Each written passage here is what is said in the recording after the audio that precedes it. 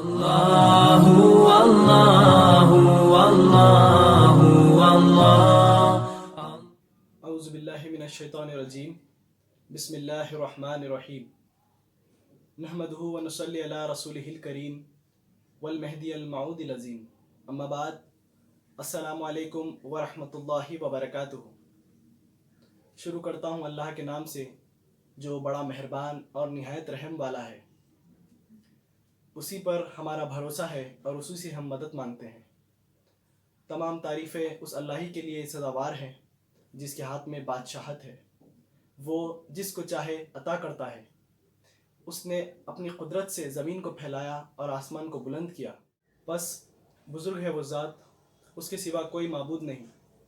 وہی نعمتیں عطا کرتا ہے اور اپنے بندوں سے مصیبت اور قحط کے نقصانات کو دور رکھنے والا ہے۔ اس کی نعمتیں، رحمتیں انسانوں پر ہمیشہ جاری رہتی ہیں، مگر انسان ہمیشہ اس کا شکر اور احسان بجا لانے میں کوتاہی کرتا ہے۔ درود و سلام محبوب کبریا، خاتم النبیین، احمد مجتبیٰ محمد مصطفیٰ صلی اللہ علیہ وسلم پر۔ درود و سلام خلیفۃ اللہ مامور من اللہ حضور میرا سید محمد جیون پوری مہدی موعود علیہ السلام پر۔ اللہ تعالیٰ سورہ یوسف کی آیت نمبر 108 میں ارشاد فرما رہے ہیں، قل ھذہ سبیلی ادعو الی اللہ علی بصیرۃ انا ومن اتبعنی وما انا من المشرکین۔ صدق اللہ العلی العظیم وصدق رسولہ الکریم وصدق المہدی الموعود العظیم۔ سورہ یوسف آیت نمبر 108۔ کہہ دو اے محمد، یہ میرا راستہ ہے، تمہیں بطریق دعوت بلاتا ہوں بینائی پر میں، اور وہ جو میرا تابع تام ہے اللہ پاک ہے اور میں شرک کرنے والوں میں سے نہیں ہوں۔ حضرت سید شہاب الدین صاحب تنہا علیہ الرحمہ نے اپنی قلبی کتاب خود قرآن کیا کہتا ہے میں مختلف مفسرین کی تفاسیر کی روشنی میں دلائل پیش کرتے ہوئے اس بات کو ثابت کر دیا ہے کہ سورہ یوسف کی آیت نمبر 108 میں اللہ تعالیٰ اپنے محبوب صلی اللہ علیہ وسلم سے مخاطب ہو کر جس تابع تام کے متعلق ارشاد فرما رہے ہیں وہ مقدس ہستی اور کوئی نہیں بلکہ حضور امامنا سید محمد جیون پوری مہدی موعود علیہ السلام کی ہے۔ امامنا علیہ السلام نے اپنے دعوی مہدویت سے منتظران مہدی موعود علیہ السلام پر حجت تمام کر دی ہے۔ دراصل امامنا علیہ السلام کے دعوی مہدویت سے قبل ہی جس قسم کا معاشرہ اس وقت کے علماؤں نے تشکیل دے رکھا تھا وہ اسلامی تعلیمات کے عین خلاف تھا، اور آج بھی اپنی ذاتی مفادات کی تکمیل، مہدویوں سے بغض، فرائض ولایت کے بوجھ سے خوفزدہ ہو کر تصدیق مہدی سے انحراف اور مہدویوں کے عقائد پر تنقیدیں ان خود ساختہ علماؤں کی عادت بن گئی ہے۔ اللہ کے حکم سے جب امامنا علیہ السلام نے دعوی مہدویت پیش کیا تو شدت کے ساتھ مخالفت کی گئی، اور مخالفت کی وجہ بھی آیا ہے۔ مخالفین کو ڈر تھا کہ اگر دین مہدی کی مخالفت نہیں کی گئی تو ان کی دکانیں بند ہو جائیں گی۔ حضرت سید محمد جیون پوری کے مہدی موعود علیہ السلام ہونے کے بے شمار دلائل موجود ہیں، مگر دل اور ذہن میں کینہ، بغض، حسد رکھا ہوا ہے تو ایسے افراد کے لیے ان دلائل کو سمجھنا مشکل ہو جاتا ہے۔ جب حضرت بندگی میاں شاہ نظام رضی اللہ تعالیٰ عنہ حق کی تلاش میں سوئے مکہ اور مدینہ پہنچے تو شیخ الاسلام نے ان سے کہا تھا کہ یہ زمانہ مہدی کی آمد کا ہے، اور امامنا علیہ السلام کا نزول شرک و بدعت کو ختم کرنے اور شریعت محمدی صلی اللہ علیہ وسلم کو نافذ کرنے کے مقصد سے ہوا ہے۔ اکثر مہدویوں کے متعلق یہ کہا جاتا ہے کہ ہم ختم نبوت صلی اللہ علیہ وسلم کے قائل نہیں ہیں، مگر افسوس اس بات کا ہے کہ جو لوگ اس طرح کا دعویٰ کرتے ہیں ان لوگوں نے کبھی بھی ہماری تعلیمات کا مطالعہ ہی نہیں کیا۔ امامنا حضور میرا سید محمد جیون پوری مہدی موعود علیہ السلام ارشاد فرماتے ہیں کہ میں کوئی نیا مذہب نہیں لایا ہوں، میرا مذہب کتاب اللہ اور اتباع محمد رسول اللہ صلی اللہ علیہ وسلم ہے۔ مگر یہ بات ان خود ساختہ علماؤں کو کیسے ہضم ہوگی، کیونکہ جو فرائض ولایت حکم الہی امامنا علیہ السلام نے پیش کیے ہیں اس پر عمل پیرا ہونا ہر کس و ناکس کے بس کی بات نہیں ہے۔ اپنے ذات مہدی ہونے کے ثبوت میں امامنا علیہ السلام نے افمن کانا کی آیت پڑھی۔ مومن اور مسلمانوں کے درمیان کا فرق محسوس کرنا ہر عام و خاص کی بس کی بات نہیں ہوتی ہے۔ مفاد پرست علماؤں نے اس وقت بھی دعوی مہدویت پر کئی سوالات کھڑے کیے، مگر حضور میرا سید محمد جیون پوری مہدی موعود علیہ السلام کے مدلل جوابات نے انہیں بے بس کر دیا تھا۔ حق گوئی کے لیے حق پر ہونا ضروری ہوتا ہے، اور یہی کام امامنا علیہ السلام اور آپ کے اصحاب اکرام اجمعین نے کیا ہے، اور آج بھی ہم مہدوی حق گوئی سے گریز نہیں کرتے۔ اگر کوئی ہمیں کافر کہتا ہے تو کہنے دیں، کیونکہ دین حق پر بہت ساروں نے ایمان نہیں لایا۔ مشرکین مکہ پیغمبر اسلام صلی اللہ علیہ وسلم کی دعوت کو نظر انداز کرنے کی سزا دنیا اور آخرت دونوں میں بھگت رہے ہیں۔ یہ ضروری نہیں ہے کہ اللہ تعالیٰ ہر کسی کو ہدایت یافتہ بنا دے، ہدایت دینا اللہ کا کام ہے۔ ہم مہدویوں کی پہچان ہمارے احوال اور اقوال ہے۔ قرآن اور احادیث کی روشنی میں امامنا علیہ السلام نے فرائض ولایت کو فرض قرار دیا ہے، مگر فرائض ولایت کی سختی ایسی ہے کہ اس پر عیش و عشرت پسند لوگوں کا عمل پیرا ہونا دشوار ہے۔ امامنا علیہ السلام کا فرمان ہے کہ تم اپنی ذات کو اللہ کے حوالے کر دو اور کسی کے ساتھ مشغول مت رہو، اللہ کے سوا ایک ذرے کی بھی خواہش مخلوق پر ظاہر مت کرو۔ اصحاب صفا، محمد صلی اللہ علیہ وسلم کی قوم جو اصحاب صفا کے نام سے مشہور تھی، ان صفات سے موصوف تھی، اور مہدی کا گروہ بھی ان صفات سے موصوف ہوگا، کیونکہ یہ گروہ ابراہیم خلیل اللہ کی اتباع پر معمور ہے۔ خلیل اللہ نے نمرود لعین کے امتحان کے وقت اس طرح سے اپنی ذات کو اللہ کے حوالے کر دیا کہ آپ نے جبرائیل کی طرف بھی توجہ نہیں دی، اور بارگاہ الہی سے ذات حق کے علاوہ دوسری شے نہیں چاہی، اور حاجت کے وقت یہ کلمہ کہا کہ اللہ کا میرے حال کو جاننا بس ہے، سوال کی کیا حاجت ہے۔ چنانچہ اللہ تعالیٰ فرماتے ہیں کہ اس سے بہتر کس کا دین ہو سکتا ہے جس نے جھکا دیے اپنے چہرے اللہ کی طرف اور نیکی میں لگا ہوا ہے، اور چل رہا ہے ابراہیم کے مذہب پر جو ایک اللہ کے ہو رہے تھے۔ بس مہدی کی تصدیق کرنے والے کو چاہیے کہ ہر حال میں اپنی ذات کو اللہ کے حوالے کر دے اور دنیا کے ارادے سے خالی ہو، اور اللہ کے دیدار کے ارادہ بلند کے علاوہ اس کا اور کوئی ارادہ نہ ہو۔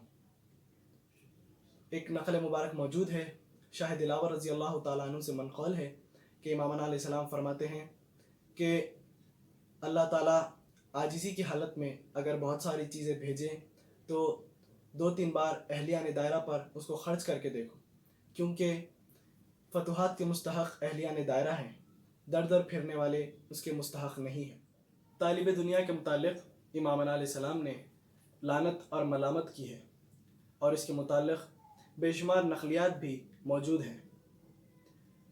نقلیات حضرت بندگی میاں عبد الرشید رحمۃ اللہ علیہ میں نقل ہے کہ جب بی بی الحدادی رضی اللہ تعالیٰ عنہ کا وصال ہوا تو آپ کی جامع دانی سے ایک تن کا زر کا ملا، تو امامنا علیہ السلام نے فرمایا کہ اس تنکے کو گرم کرو اور بی بی کی پیشانی پر داغ کر دو۔ یہ خبر پھیلنے لگی، اور جب حضرت سلام اللہ رضی اللہ تعالیٰ عنہ جو خبر تیار کروا رہے تھے ان تک یہ خبر پہنچی تو آپ دوڑ کر امامنا علیہ السلام کی بارگاہ میں پیش ہوئے اور قسم کھا کر کہا کہ یہ تنکا بی بی کی ملک سے نہیں بلکہ بی بی فاطمہ رضی اللہ تعالیٰ عنہ کا ہے۔ تو امامنا علیہ السلام نے فرمایا کہ جس کسی کا بھی ہو ان کے حوالے کر دو۔ تعلیمات امامنا علیہ السلام پر عمل پیرا اصحاب مہدی کا بھی یہی حال تھا۔ مال و زر سے کبھی محبت نہیں کی اور نہ ہی کبھی مال و زر کو فوقیت دی۔ طلب دیدار خدا میں اس قدر مہور رہتے کہ اپنی ذات کا بھی ہوش نہیں رہتا تھا۔ جس طرح ابراہیم علیہ السلام کے آگے نمرود میں جھونک دیے جانے کے باوجود بغیر کسی چیز کی پرواہ کیے آپ نے اللہ سے لو لگائے رکھی اور خلیل اللہ علیہ السلام کا منصب حاصل کیا، ٹھیک اسی طرح اصحاب مہدی نے اپنی تمام زندگی قرب الہی کے حصول میں گزار دی، اور یہی وجہ ہے کہ آج ان اللہ والوں کے آستانوں سے فیض کا دریا جاری ہے۔ ایک اور نقل مبارکہ اول میرا ہم سب کے پیراں حضرت سید محمود ثانی مہدی رضی اللہ تعالیٰ عنہ کا میں آپ کے سامنے پیش کرنے کی سعادت حاصل کروں گا۔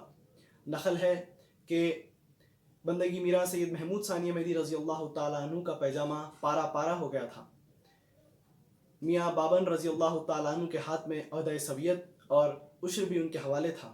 تو ایک روز آپ عشر کے پیسوں سے ایک نیا پیجامہ بنا کر بندگی میرا سید محمود ثانی احمدی رضی اللہ تعالیٰ عنہ کے حضور میں پیش کرتے ہیں۔ میاں رضی اللہ تعالیٰ عنہ فرماتے ہیں کہ یہ کہاں سے لائے ہو؟ تو آپ فرماتے ہیں کہ عشر کے پیسوں سے چند درہم بچ گئے تھے تو ان سے بنایا ہے۔ بندگی میرا سید محمود ثانی احمدی رضی اللہ تعالیٰ عنہ غصے میں آ گئے اور فرمایا کہ یہ پہننا روا نہیں ہے۔